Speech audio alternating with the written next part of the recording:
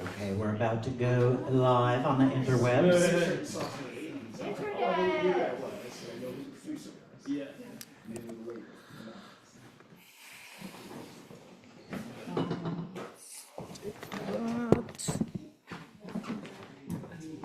Hey. All right, welcome to Tell My Collection. You can clap. Seems appropriate. My name is Greg Newton. I'm the co-founder, along with my lovely partner, Donnie Jokum, of the Bureau of General Services Queer Division. And the Bureau is an independent, all-volunteer queer bookstore that we founded in 2012 and that has been here at the LGBT Center since 2014. And February 2014 is when we started, when Dre started Tell. So Tell will be, do the math, 12 years old next month. Almost a teen. And she's spicy and She's spicy. She's wild and rebellious. What do I want to say? The Bureau is open Wednesdays through Sundays from 1 to 7 p.m. And then we often stay open late for events like this. And if you're not already on the email list, you can sign up for that at the back of the room or on our website, which is bgsqd.com. And I'm gonna pass it around. Oh, Dre. causing trouble. Oh, Dre. I'm gonna pass around a bag. So we collect donations at Tell for both the bookstore and for our storytellers. So I'll pass this around. There's some change in the bag if you need it. And anyone watching online can also donate through Venmo at BGSQD. Those 5 letters on every box in this room. All right, so let me pass this around. I'm the blind guy, I don't know. You're doing great. I swear I thought it was a 5. That quarter felt like a 5. Let's see, what else? Oh, I would like to make a land acknowledgement to acknowledge where we are. So the Bureau recognizes that we operate on the unceded land of the Munsee Lenape, and we strongly encourage you to join us in signing up to make a monthly donation to the American Indian Community House. The American Indian Community House was founded in 1969 and is located here in Manhattan. And signing up to make a monthly donation to AICH is one way for settlers and non-native people to acknowledge the legacy of theft and genocide that comprise the history of New York City and the United States. And you can find out more at aich.org. The Bureau also recognizes Palestinian liberation as a fundamental part of our collective queer liberation. Woohoo! And we strongly encourage you to take one of our free zines about why we feel it's important for queer people especially to speak out in solidarity with Palestinians. And those are by the register. Take 1, take 2, hand them out to strangers, and be kind to people. All right, with that, I give you Dre Campbell. Woo! And a stack of books. Oh my gosh! Yay! You're putting them all back, right? Yes. Of course I am. Hello everyone. Hello. Hi. Woo. Welcome to Tell. How's everybody feeling? How's everyone feeling at this moment? Glad to be here. Yay, glad to be all together. Yay, it's a cute little audience here tonight. It snowed today here in New York. I know this is blasting out on Times Square, so I wanted to let everyone know. Woo, hello people online, how's it going? Yay.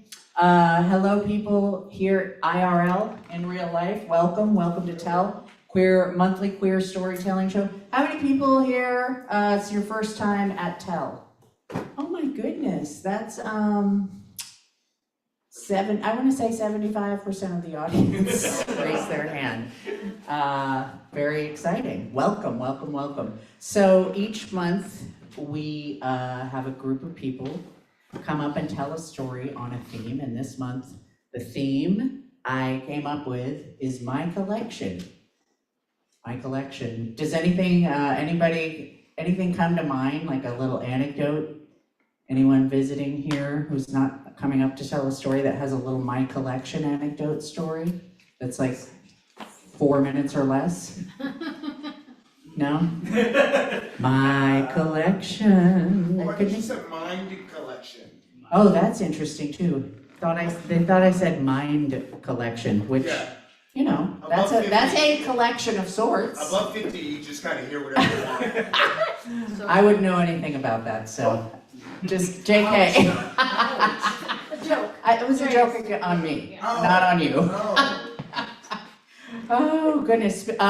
So speaking of My Collection, I like to bring up some of the many books that they sell here at the bookstore, just to show them off, just to give you an idea of what's going on here. This one, and I think I've read almost none of these. I just like to grab them.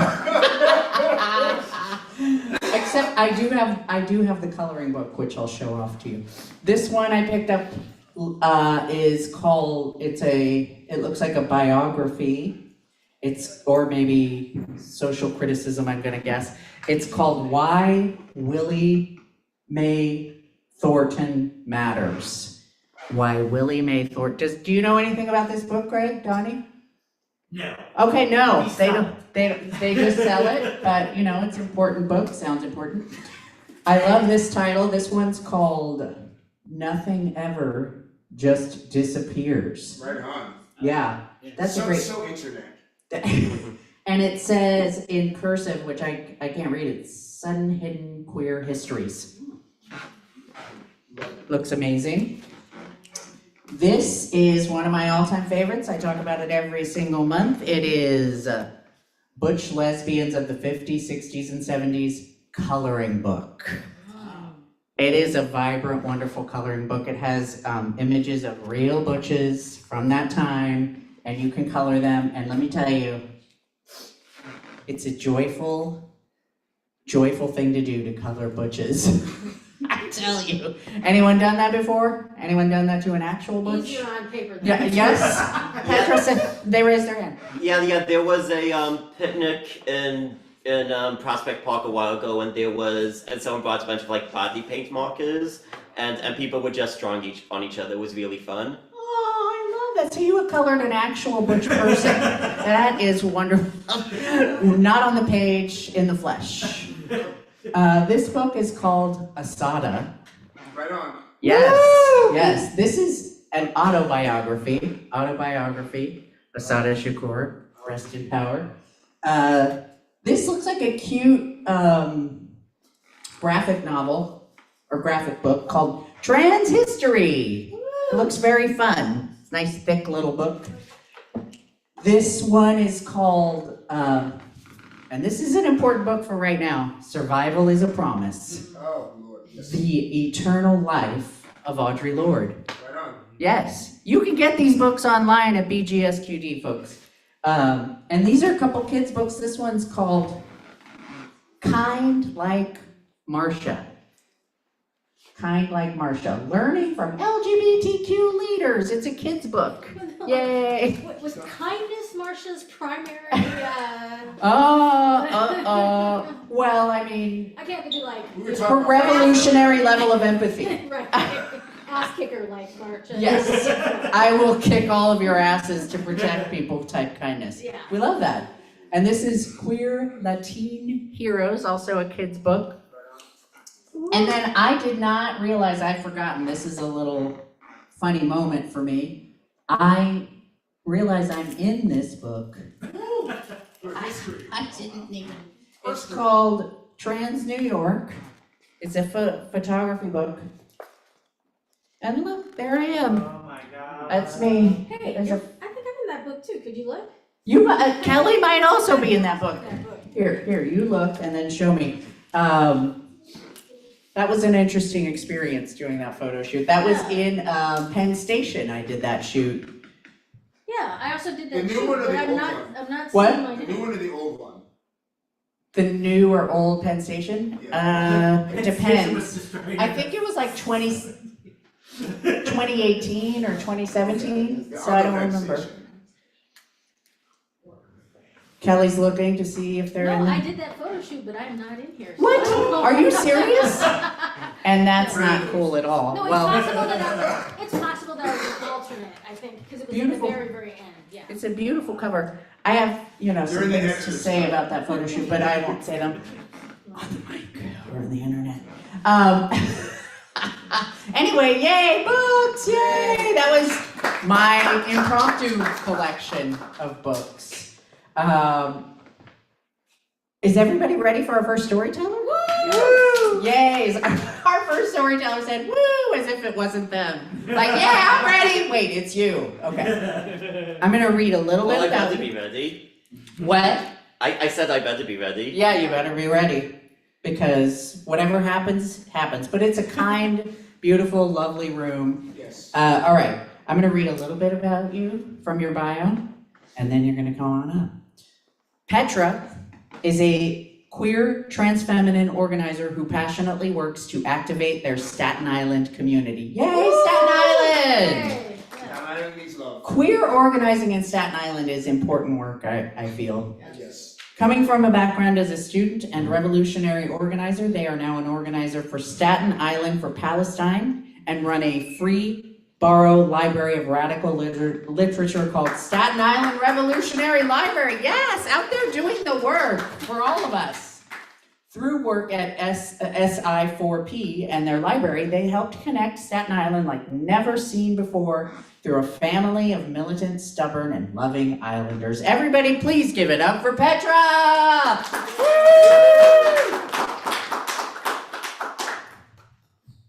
Here you go. Do you need anything here? I'll be fine. Okay. I'm sure. Okay. Love the accent, I gotta tell you, it's so Thank authentic. you, thank you. All right, thank you for that, Dre. As you can see, Dre's not the only one who decided to come up today with a stack of books. Yay! So I decided for today, it'd be great to just talk about that.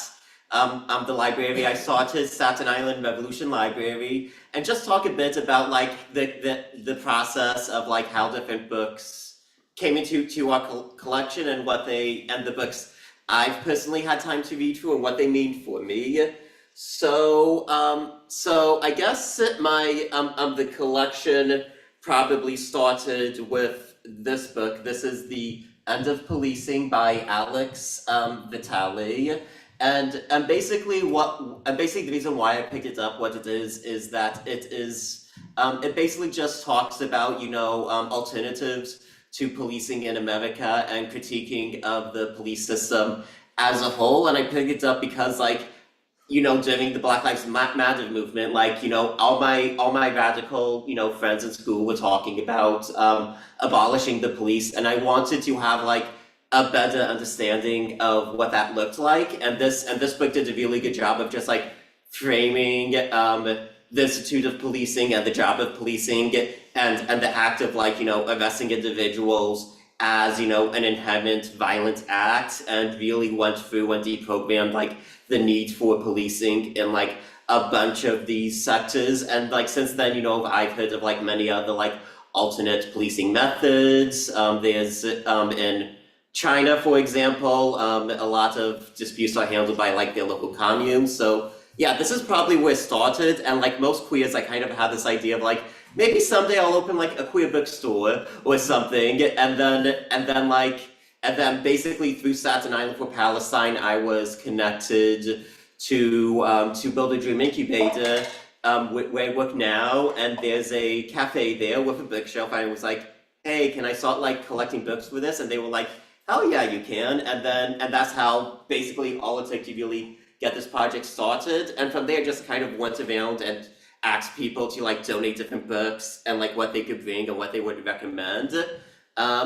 Of course, one of the recommendations all my socialist friends made was State and Revolution by Vladimir Lenin.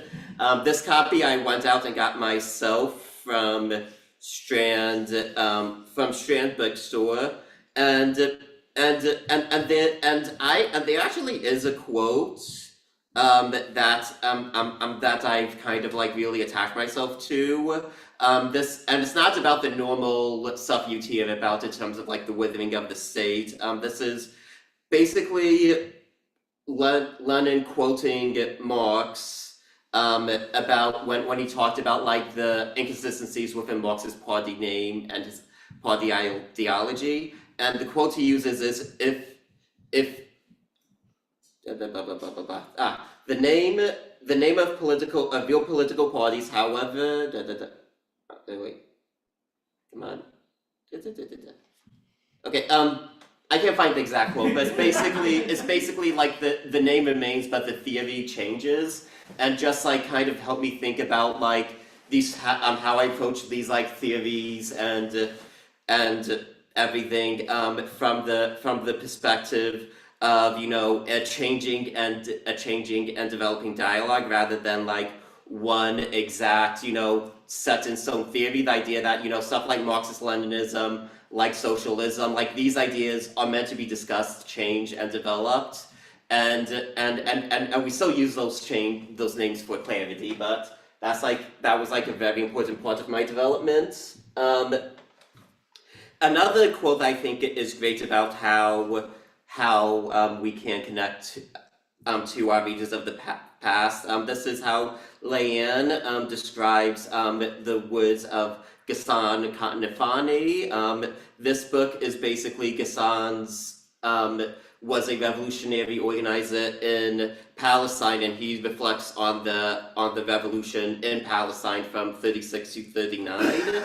And Leanne's quote here on Kanafani is, "Kanafani should be alive today, confronting this reality with us, but I will not end this introduction with a description of his death, a death told millions of times in his stories, death at the hands of a colonizer who cannot accept the humanity of the colonized, because like the clarity of a polished mirror, it forces him to confront his own inhumanity. But there is no revolutionary thinker in the world who could be stopped by death.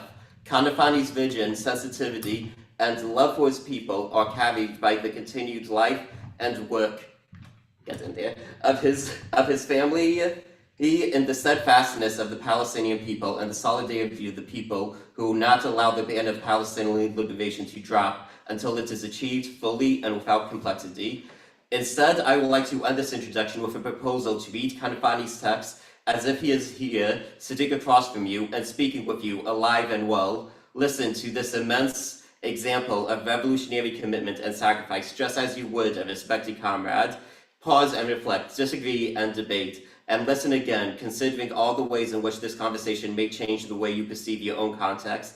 Diagnose the strengths and weaknesses of the moment and shift your analysis of today, and then jump back into the collective life that is international class struggle with his famous words to encourage you. Imperialism has laid its body over the world. Wherever you strike it, you damage it, and you serve the world revolution. And I think that's not only a great way to approach this text, which I would highly recommend. I was first introduced this in a revolutionary reading group we had, but also just how approach text in general. That there shouldn't be this standard set in stone thing. Everything I have here should be a conversation that we have with each other, with our communities, about our this is our history and how we can use it to build our future. Speaking about history and future, this next book I believe was another one that was either donated by a friend or one that I wanted to sought out myself. I can't remember which. This is one of my favorite texts I've read. It's basically a native, a Lakota individual talking about the history of the fight against the pipelines and I guess that went through the Minnesota River, and how that movement was built and how they developed solidarity. And he has a very important quote here in the nature of revolution itself that I wanted to share as well. Karl Marx explained the nature of revolution through the figure of the mole, which burrows through history, making elaborate tunnels and preparing to surface again. The most dramatic moments come when the mole breaks the surface, revolution, but revolution is a mere moment within the long movement of history. The mole is easily defeated on the surface by counter-revolutionary forces if she hasn't adequately prepared her subterranean spaces, which provide shelter and safety, even when pushed back underground. The mole doesn't stop her work. In song and ceremony, Lakota's revered the mole for her hard work collecting medicine from the roots underfoot. During his campaigns against US imperialism to protect himself, Crazy Horse collected fresh dirt from molehounds. Because he knew what could take the medicines, he washed his body with dirt. Hidden from the view to outsiders, this constant tunneling, plotting, planning, harvesting, remembering, and conspiring for freedom, the collective faith that another world is possible, is the most important aspect of revolutionary work. It is from everyday life that the collective confidence to change reality grows, giving rise to extraordinary events. Direct actions also have the immeasurable psychological effect of empowering the powerless to action by encouraging everyday people to take control of their lives and to shrug off the self-doubt and genuine fear that accompanies centuries of violent occupation. It's also formed in everyday camp life. The camps also performed another critical function, caretaking or providing nourishment, replenishment, camaraderie, encouragement, warmth, song, stories, and love. The unique goal for the Dakotas was quite simple. One must obey kinship rules. One must be a good relative, wrote Dakota scholar Ella Deloria. This was the underground work of the mole and the foundation of any long-term struggle, though it often receives less attention than headlining grabbing spectacles of mass protests of frontline action, yet both are equally important and necessary. As Dakota scholar Kim Talbert argues, caretaking labor is often gendered and is seen as the work of women, but the fact that many contemporary social movements, and particularly No DPL, I Don't Know More, and Black Lives Matter, were led by women and two-spirits and LGBTQ people is important. My friend and relative, Lakota water protector Marcella Gilbert, pointed out how these roles have been taken up by generations of Indigenous women. So that's like another really powerful quote I like to carry with myself. And I think it speaks to a lot of the work we do in spaces like this to kind of meet with each other, to educate each other, to share our own stories, our songs, our love. And this is why, I've continued, working on the library, why I've continued, collecting these books and trying to do what I can to bring to our masses. Let me skip ahead a little bit, because I'm not sure how much time I have left, but another one of my favorite books was Greater by the Sum of Their Parts, a feminist inter/nationalism and Palestine by Nada Elia. Okay. This is another book that I highly encourage people go out and seek out. Another one of my favorites, and one I want to put together its own dedicated reading group, and was also donated by a dear comrade. And this, I think, is a good place to kick us off, because it talks a lot about queer identity in Palestine and the ways that it's kind of been used by the colonizers as a tool of oppression insofar as femicide and the outing of queer individuals to Israeli forces as a way to suppress their identities. And she talks about the Palestinian movement in specific, which is one of the movements we've worked a ton with Staten Island for Palestine, which is a predominantly diaspora group, was inspired by Talat, the Palestinian-based collective who had taken the streets by thousands to protest rising violence against Palestinian women and demand accountability for the femicides, and had first popularized the slogan, "No free homeland without free women." Talat, Arabic for stepping out, was a plural feminine declination, is a decentralized feminist collective that insists that true liberation must include the full emancipation of each and every Palestinian man, woman, gender non-conforming individual, and children. And obviously I would love to go through and read all of these to you, but please, if y'all can hunt down some of these books, check them out yourself. you're in a bookstore, and maybe you can find a few. And also, I'll be hosting a book club tomorrow at Staten Island. If anyone wants to come to that, thank you. Petra! Yay, Petra! Do you have like a what's your degree in?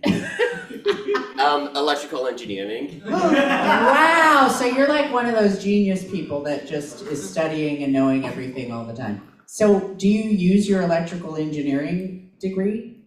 I use this I do use a pretty cool e-reader. Oh, great. That's awesome. Well, give it up again for Petra and all the work they're doing in Staten Island to keep the queer narrative going in the Radical Bookstore. Yay! Woo, come on in. Or not, no pressure. That person was like, oh shit, I gotta go. You don't have to perform, you can just come visit us. Oh, hello, I think there's like 7 people online. Hi, are you wearing your keys? No? These are like, butch genitals, kind of sometimes. I don't know what I'm talking about. How's everybody feeling? Keeping the vibe going, yeah! Oh, I was thinking about the collections that I have, and I realized that I was ahead of my time. I know that physical media is like kind of hip and cool now with the young folk. Has anyone noticed that? Because I've been talking to people here and there, and they're like interested in like TV VCRs, and I'm like, I have 2 VCRs.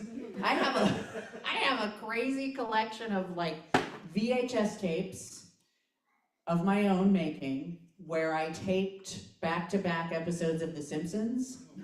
Yes, and they have like 90s commercials for like literally like for beepers. I mean, who remembers beepers? Yes, they were like $1.99 a month for the beeper. Who remember? Oh, it was a simpler time.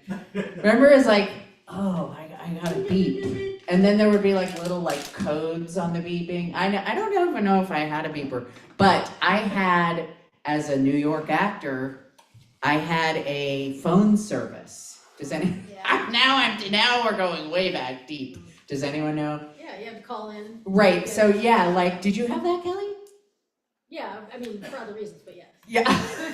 Well, I had it because I lived in Philly when I got my degree in theater, and it was like, you had to have a New York number to do those New York auditions, and even Philly. Really? They were that bad? Yeah, and also, not only that, Philadelphia was, like, the professional theaters there were casting a lot out of New York. So it's like you send in your resume, you have a 212 number, which is what I had. That's hard to get now.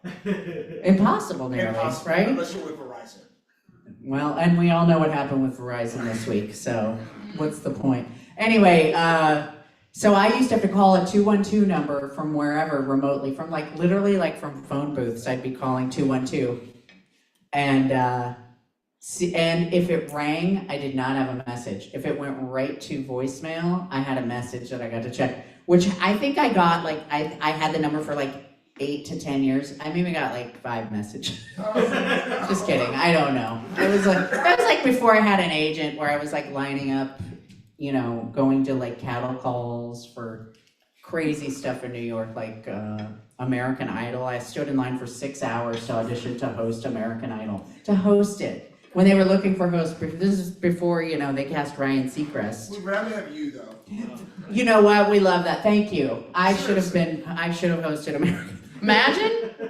Oh, what a time. I'd be wearing earrings right now if I had ended up in that, that meat grinder, maybe. Who knows? Maybe not. Maybe not. Maybe I would have, like, stood by my own, it's like... I don't know. I don't want to have an identity crisis right here in front of you, because... Well, Ryan has one, so don't feel bad. Oh. Ryan... Listen to you! Like, who's hosting? I'm just kidding! We love you! You're like the Ed McMahon to my Johnny Carson, and we love that. Yes! And I'm really doing the elder references tonight. Anyway, I have a collection of VHSs that I still watch on my little TV VCR in my bedroom when I can't sleep at night with 1990s. They're so quaint, the 1990s. And then it's like lead into crazy news story that's like, they can look, but can they touch? Tonight at 11. And you're like, what the hell is that story about? And then things start to like make sense, like, oh, that's how we got here. That's how we ended up in the situation we're in right now. Anyway, is our next storyteller ready? Yay, I'm very excited and honored we have this storyteller here tonight. And I'm gonna read a little bit about her, if you'll indulge me for just a moment. Hi, everybody online, I love you. Because it's probably mostly my friends and friends of the people doing the story, so we love you, welcome, woo! Okay, hold on, let me find the, here we go. How's everybody feeling? Good? Yeah, okay, good. Born and raised in the South by parents who thought she was a boy, Stacey K's ability to find the humor in both the traumas, from conversion therapy to death threats, and everyday challenges of being trans in a hostile world, makes her voice one you won't soon forget. Megyn Kelly calls her disgusting. Audiences call her hilarious. Everybody please give it up for Stacey K! Woo! Yay! Welcome! Thank you. Hey, what's up? All right, let's do this. Okay, I'm so excited. Yeah, actually, like a few weeks ago, she got one of my clips. She was really mad about me, and I was on her show. And I haven't posted about it. It's gonna be fun, but like that's every comedian's dream, honestly, is to have Megyn Kelly talk about you on her show. So, a bunch of right-wing comedians, they want to be subversive and have all these people mad at them, but they should try being me. So yeah, I wrote that little intro thing for my website for SEO reasons, right? I never actually heard it read out loud, but now that I've heard it out loud, that sounds really gay, right? Anyways, my name is Stacey K. My name used to be Caleb because I had a weird childhood where my parents tried to raise me as a boy and they were not very good at it. I've changed the name on all the important stuff, but sometimes it comes up on old things I never bothered to change it on, like my Ulta Rewards card. I'll put my phone number in and they'll look at it and they'll do a double take and be like, Caleb? And I'll be like, yeah, that's my boyfriend. Sometimes I'll be with friends and they'll see that and they'll see we got the same last name and they'll be like, boyfriend, same last name? And I'm from Arkansas, so for that. I am from Arkansas. I don't know. I'm assuming none of y'all have been. There's a city in the middle of Arkansas called Little Rock. It's actually a decent city. I live outside of that. There's a city outside of that called Conway. That's kind of a decent city. I lived outside of that in a city called Valonia, which sounds like an STD. Basically, it sums it up. Valonia had been in the news one time, I think, because it got hit by a tornado twice in a span of like 4 years. It was Obama personally showed up to apologize for the climate change, right? And the people in Arkansas were like pissed because they don't believe in climate change or black people. So, but yeah, I lived out there. I first was in the suburbs, but moved out there as a kid. And you think living out in the country is going to be a nice idea like that. You think it's going to be like Stardew Valley, right? But it's actually a lot more like Aliens, right? It is biological warfare. You get out there, you can't go outside because there's so many bugs, so you have to get something to eat the bugs. So you get chickens, right? And then what eats chickens? Everything. Everything eats chickens. So then you gotta get stuff to stop stuff from eating your chickens. You gotta get dogs, but even the dogs will eat the chickens. And they'll always will when they're puppies, they'll eat one chicken. And the way you gotta stop it is you gotta take the dead chicken and hit the dog with it. And right, you have that reaction, but like think about it, it makes sense, right? Like what if we did that for like doctors, right? Like they kill a patient and you just kind of hit him. It would help with malpractice insurance, is all I'm saying. There'd be less dead patients. The dogs will do it one time and then never again. And then one of the tricks to keeping chickens alive. By the way, this says my collection of animals. So one of the ways to keep chickens alive is to keep ducks with them, because ducks are fatter and they roost at the bottom of the coop. So if anything breaks into the coop, the duck's going first, right? So we had a long run of ducks who were not familiar of the previous duck's fate. They're really dumb animals. I had one duck, we just had the one female duck, and one day it decided it wanted to have a baby, but it wasn't getting knocked up, so it just started sitting on a golf ball that it found, and it would just hiss at you when it came up. And they say trans women are delusional, right? One time we had 2 ducks though, and they had a bunch of babies. They had way too many babies. We shouldn't have let them have that many eggs. They had like 30 ducklings all at once, which is like more ducklings than can fit under one. The mama just kind of like would step on her babies, right? It was basically like Michelle Duggar with her kids, you know? You know who Michelle Duggar is? Anybody? She's the girl on the, they had a TLC show about them, but they're Arkansas people. They were at my high school commencement speech, actually. They gave the commencement speech, Michelle, jointly, her and her husband. And they made a bunch of jokes about how much he cummed in her and all that. They didn't say it that way, but that's what it meant. Anyways, we had all these ducklings. We didn't have space for them, but my grandma, she loved ducks. She had a pond. She just recently moved out to the country, and she wanted some ducks. So we gave them all this 30 ducks and a mom. And it was a very ill-fated voyage. It was like Friday the 13th, but with ducks. So cuter, I guess, which I guess makes it sadder. But we put them out there on the pond, and stuff was eating them, coyotes, neighbors' dogs. But the thing that would eat them the most was turtles, actually. Snapping turtles. They'll grab ducks' legs while they're swimming, pull them down, drown them, and then eat them.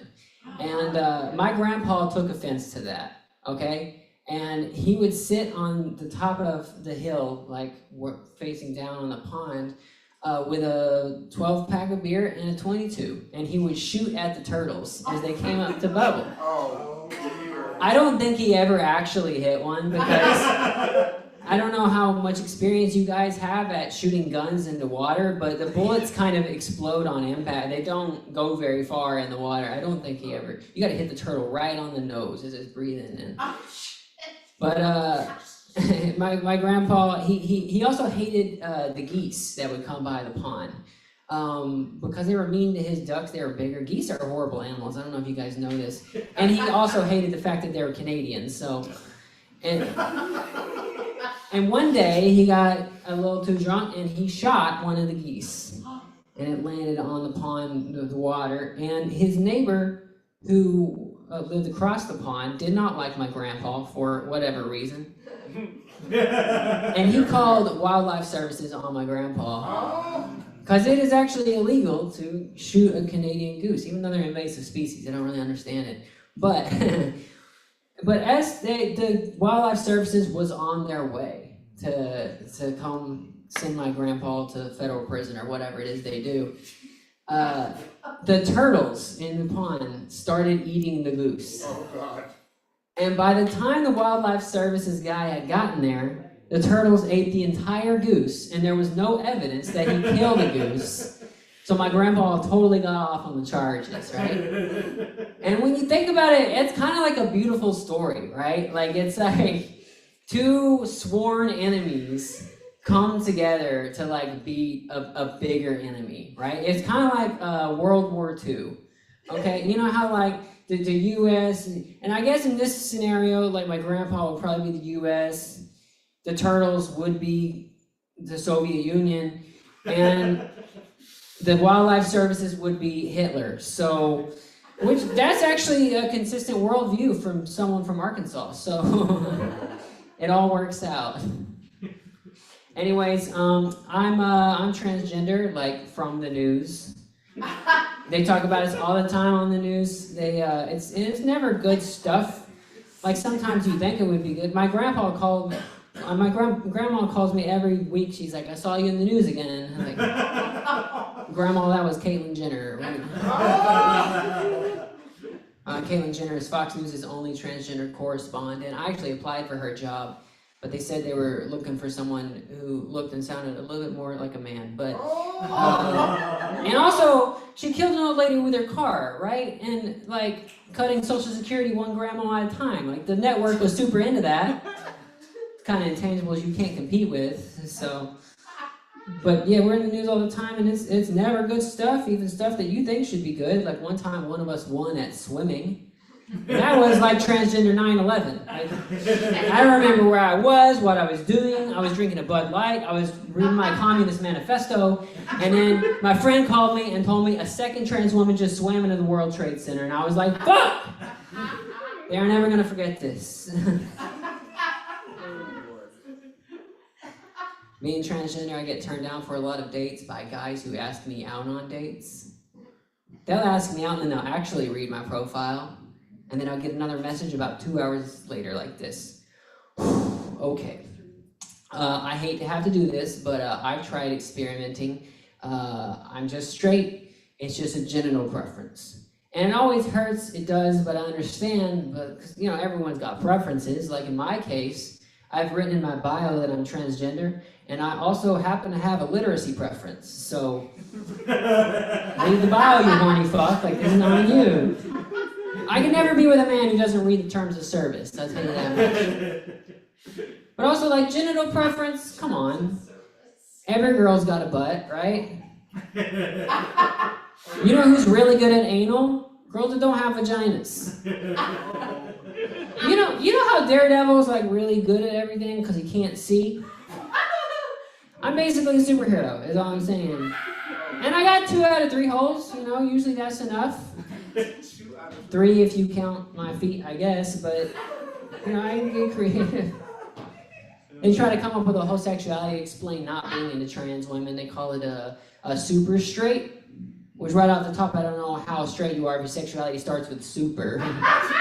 Yeah, I'm super straight. And they made their own pride flag. I don't know how serious they were with it, but it's like orange and gray, and it's got 2 S's for it. So super straight SS. And I don't know how many of you guys have seen Indiana Jones, but I feel like they're just ripping off the bad guys from that one. You know? Something simpler, like maybe just a red flag would work out, right? Because, like, you know, not being in trans woman, it's not like a whole sexuality, okay? It's just like you being weird, okay? And I'm not saying you gotta fuck trans women you're not attracted to. I'm just saying that in the year 2026 now, we've made some medical advancements, and now some of the baddest bitches got dicks. And it would be a little bit weird, arguably even gay, to turn down sex with like Beyonce just because she has a dick you're not that into. Because women, we put up with dicks we're not that into all the time. So I don't know why guys get so weird when we ask them to take one for the team every now and then. So I'm sure you guys could tell from all the anal jokes, but I have cats.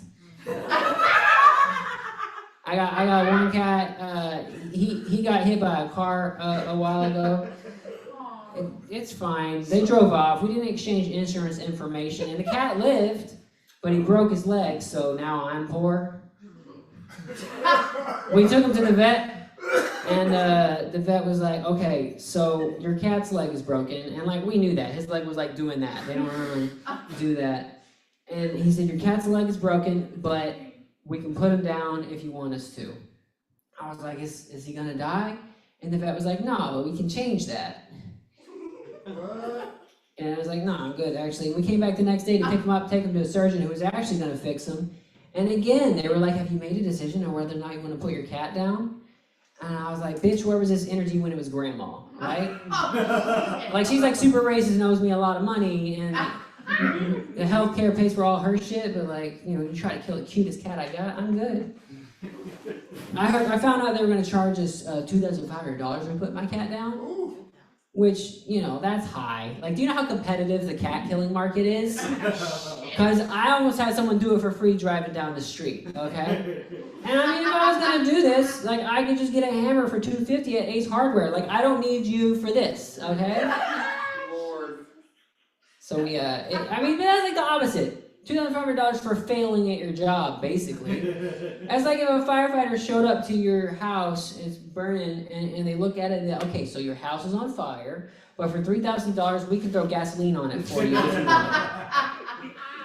Anyway, we got his leg fixed, which was fine, but he had difficulty peeing afterwards. So they cleared out the blockage the first time, but they said if it happened again, that they were gonna have to amputate his penis. Which is a real thing. I didn't just make that up for this joke. And they do it with male cats with trauma. And the way to avoid it is to try to keep the cat as chill and calm as possible. So we did all these things to keep him calm. Like we got these little like hormone diffusers or whatever in the wall. It was like kind of smelling Klonopin, right? It actually smelled pretty good, honestly. And we got him multiple litter boxes. If you give cats extra places to shit, it actually calms them down. That works on humans too, by the way. That's why rich people live so long, really. That's the secret. We're just doing everything we could possibly do so that I don't have to buy a vagina for my cat before I get one. The good news is, Floof Cat today can pee just fine and still uses he, him pronouns, so give it up for Floof Cat. All right, that's my time. Thank y'all so much. I appreciate Yes, it. thank you. Give it up for Stacey King. Woo, yeah. Woo! I love an dark animal collection of stories, actually. There was some really deep cuts in terms of like living in a rural place, and I had no idea that ducks would be there at the top, you said, when the killing starts? Well, they're the first thing to go. Okay. If a raccoon gets in the coop, the duck, because ducks are fatter, and they sleep on the ground, so just grab it and take it. Whereas the chickens have to climb up. So the chicken's more likely to survive in the long. Okay. So who knew? Who knew that? Give it up again. Yay, Stacy! Okay, we're gonna take a 3-minute break.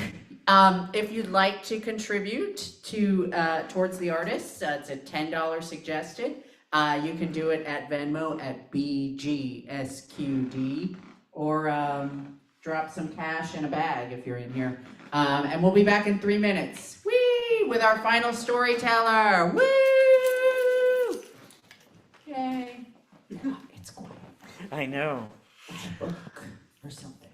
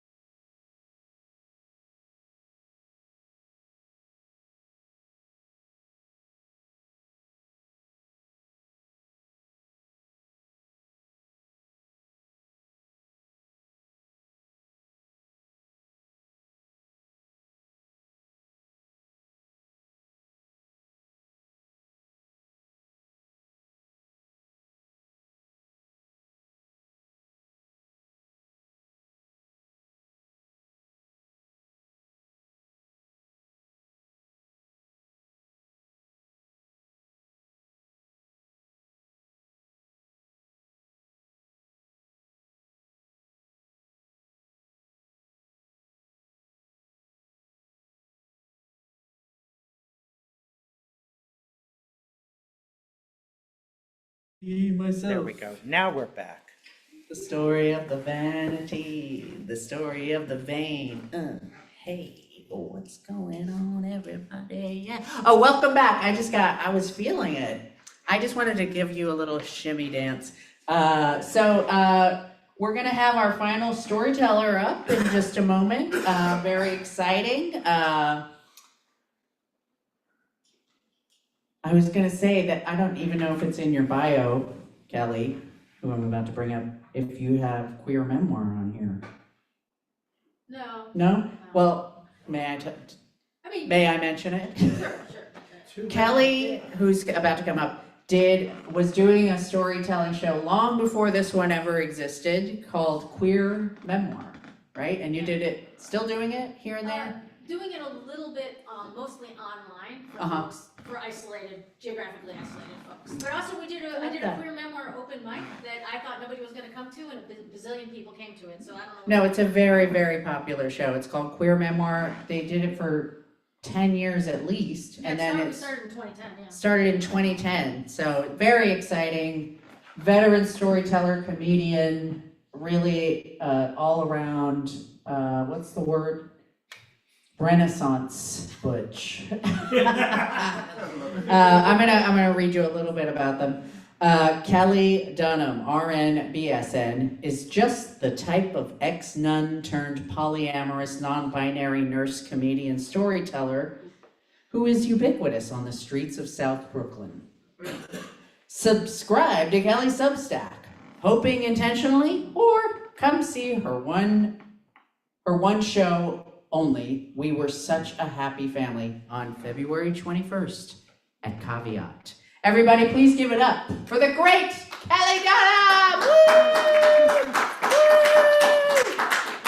Yay! You know how Dre and I basically are the same person, if you haven't noticed. Like, we get cast for all the same things, except that Dre actually has talent and also studied acting. No.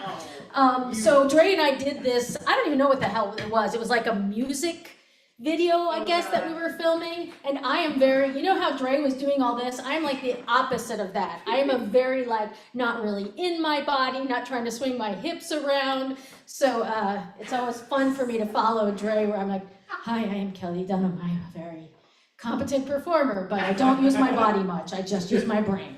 With your brain and my body? Yeah, and there was some point at which during the shoot that Dre, I don't know why, we both needed the same size bra. So I literally took off my bra and handed it to Dre. Dre put it on and ran to the shoot. It was a very strange couple of days. Sports bra training. Yeah, it was a whole thing, yeah. So, like many Gen X folks, I grew up in a smoker's home. Gen X. Yeah, exactly. Yeah, Gen X. I thought all walls were sepia. I thought that was just the color the walls came in. I thought you could write on the windows of our Ford LTD station wagon. It didn't have to be like cold or hot. You didn't have to wait for the condensation, because there was enough tar from all the smoking that you could write like, I hate my family on the window, or please let me out. Why do I have a smoker's cough? I'm 8,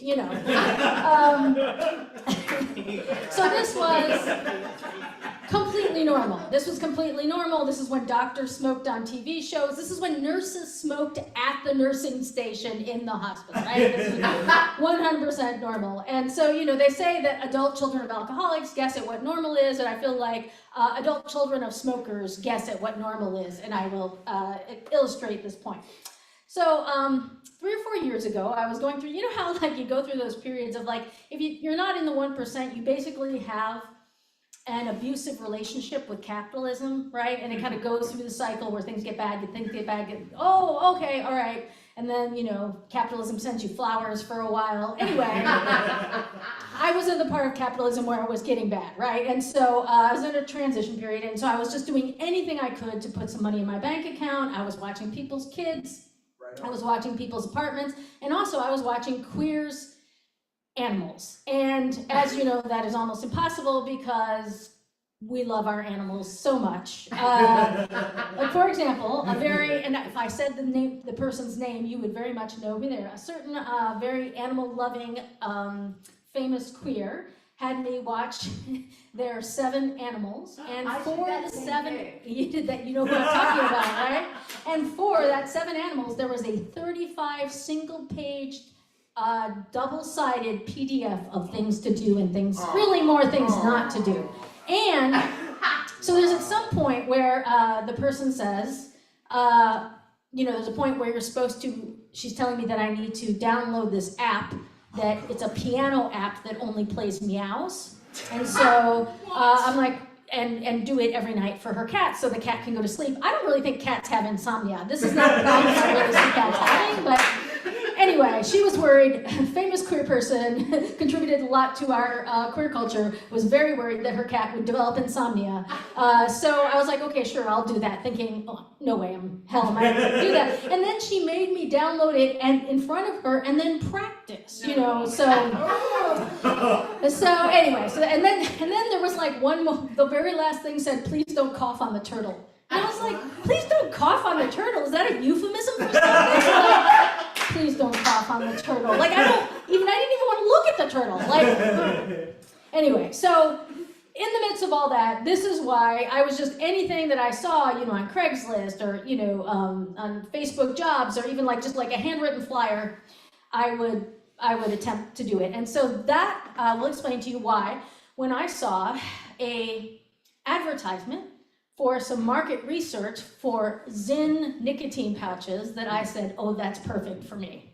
Are you familiar with Zyn nicotine pouches? No. Okay, so they're like if you had like Skoal, like a thing that you would put in your cheek, but instead of having tobacco, they just have nicotine in them. They're just a nicotine delivery system, and they're made by one of the big tobacco companies. And so they were doing research on whether this certain taste, the certain flavor of Zyn would make people use more or less, right? I have never had even so much as a lit cigarette in my mouth, but I thought,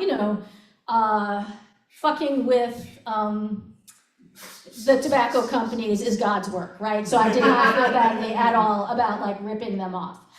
So I filled out the survey, and one of the questions was, how much do you smoke a day? And then that's where my childhood entered the chat, because I thought about how much my mom smoked, and so I wrote down 2 packs per day. And so, because I thought that was a normal amount, like the normal amount of I guess it is for a coal miner in the 1940s. So then I was supposed to go pick up my package of Zyn packages so I could so they were gonna give us $800 for this research, right? So you know exactly how much money it takes for me to lose my critical thinking skills, but apparently not my optimism. So I had to go pick up my Zyn things, these, I get watermelon flavored Zyn things. And so I went in, and the extremely bored-looking college student, who I could tell was there for the same exact reason I was there, money, wearing a lanyard, was like, okay, well, we just need to do the product test. And I was like, oh, we need to do the product test. And I was like, okay, well, I had to do the product test in front of this person. Oh, dear. And so they pulled out, and they said, and so he was looking at my paperwork, and he's like, because you're a heavy smoker. And I was like, how am I a heavy smoker? What are you talking about? He's like, I have to go actually get the higher milligram nicotine in that. So I felt a little, still, where this is going, but for some reason I did not. And so I started to feel a little bit like a man with I need a bigger condom, to feel a little impressed with myself, completely forgetting that I have actually never used nicotine in any form. So the person goes and gets the containers and he brings it back. And he's like, okay, so you need to put this in your mouth and your cheek. I was like, okay, sure, I can do that. And I put it in, and then he says, okay, I'll set the timer for 3 minutes. And I was like, well, how bad could it be? Within 15 seconds, I was already feeling it. And if Mr. Lanyard had been paying any attention at all, he would have realized what a big fucking liar I was, right? Because sweat was pouring down my face. I was wearing my jacket, so I took off my jacket, and then I was still so hot that I took off my hoodie. And then when I got down to my t-shirt, I could see my heart beating through my skin. And I was starting to feel so sick, and I was just counting. I was just using my childhood dissociation skills to just try and get through it. And so finally the timer went off. It was 3 minutes, and I was like, all right, great. I can take my Zins and go home and fill out questionnaires for $800. So he said, okay, great, that's great. And now we have to try it with the high milligram. Oh, No. So now, why did I not stop that? This is a good question. I thought, well, a couple of reasons. I like money. Money is good for paying rent. Pride. And I really thought at some point he would stop it, since it was so obvious that I was getting sick and I was a big, huge liar. I was overestimating his engagement in this interaction by perhaps 1,000%. But before he gave me the high milligram version to put in my mouth, he turned around, he pulled out a box of saltine crackers, and he's like, here, this is to take the taste out of your mouth. So he handed me a single generic saltine cracker. Now, if there's anything worse than having nicotine injected directly into your bloodstream through your mucosal membranes, twice in one day, it's having to eat a dry cracker in between, right? So, okay, how bad could this be? So I put it in my mouth, and as you recall, I didn't even have any clothes to take off now, my heart is beating so hard, I'm sweating, I'm starting to shake. At this point, I'm just like, I just don't want to throw up on this person. And then a little bit, I was like, well, if I throw up, he should have stopped me. I'm blaming him for my big lie, right? And so I'm just clawing at my shirt. I'm just like, okay, I know I can get through this. I'm just clawing away. And I thought maybe I could make conversation with him and that would make the time go faster. And I said have you been doing this long? And he was so uninterested in talking to me that he actually pulled his phone out of his pocket and started to aggressively scroll. And I was like, okay, that is a very potent disengagement. I understand you do not want to talk to me. So finally, the 3 minutes got done, and I was like, okay. He's like, okay, great. Here's your, he gave me $150 worth of Zyn, and, sent me on my way. So I leave, and on my way out of the building, which smelled like, copier toner and regret, I threw up on my way out. And then it was in Midtown. And in between the building and getting on the Q train, I had to stop 3 times and sit down on the curb. I looked so bad that all 3 times I stopped, New Yorkers stopped and said, are you okay? Do you need any help? You look really bad if people in Midtown stop whatever the hell they're doing and be like, I don't know what's going on, but you look terrible. I got to the Q train, I couldn't even sit down. I actually had to just hug the pole like it was my best friend, just to keep from spinning. I went home, laid down. I did not feel like myself for 12 hours. All right, so some things I learned from this. 2 big things.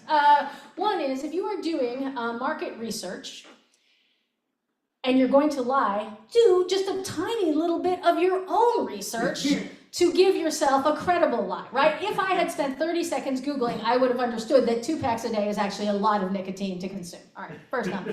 And then the second one is really just, it made me feel so much compassion for my friends who are smokers and are trying to quit. Because I have tried cocaine, I have inadvertently tried crystal meth in that queer situation where you think you're trying cocaine, but it turns out to be crystal. Yes, that everyone has, yeah. And I have to say, that nicotine experience was 30 times worse than even my worst crystal meth experience. So I definitely have a lot more compassion for my friends who are smokers now. So, thank you. Give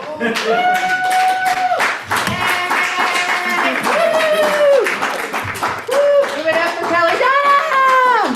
Yay! Oh my gosh, that actually, even as a person who smokes sometimes, I know that feeling of sickness. I can't imagine if you don't smoke and then just eating it, how sick it could make. Oh, I'm impressed you wanted that bag. You needed that cash. I thought I was gonna die. I really did. I was like, yeah, I get it. it. I've had I smoke 1 a day. It'll knock me out for 2 hours sometimes. I'm like, why did I do that? What's the point of that? I actually had an experience one time where I had to model. I needed money, just like you. This is what me and Kelly will. It's we have such parallel lives. I modeled for stock photography, and one of the wacky setups. Does everyone know what stock photography is? Yeah. It's they use it for like the toothpaste ad or whatever. This was, I guess, for patches for quitting cigarette smoking. Oh, no. So their little fun idea was to cover me in patches, like nicotine patches. And be like, woo, like no clothes on and just patches all over my face and be like, oh my God, how wacky, I'm quitting smoking. But they were real patches. And I was like, and it paid $50 an hour, you know, as modeling. Or maybe it was like $500 for the day, some bullshit. That we're, you know, this is what we're doing, we're ingesting nicotine for kicks. And, but I was like really insistent that they had to put tape down and put it over, but I still started to feel a little weird, like what? I was like a little like, this doesn't feel right. And it was a lot of patches. They were just like, this will be so fun. Like, you guys are insane, sadistic folks. Anyway, that's our show. Please bring storytellers, come up and take a bow, please. Give it up for our amazing storytellers. Woo! Keep telling queer stories. Everyone, queer the narrative. Oh, Okay. let's look at Greg. Full body. Excellent. Thank you. Yay! Thank you everybody for coming. Please follow us on Instagram, Tell Queers with a Z at the end. My name is Dre Campbell. My Instagram is Drebiz, DRAEBIZ. And follow these amazing folks. You'll find them on those pages. And please, and Greg and Donnie, we love you and thank you for keeping this space going. Yay! And thank you out there. Send us money on Venmo at BGSQD. Peace. Boom.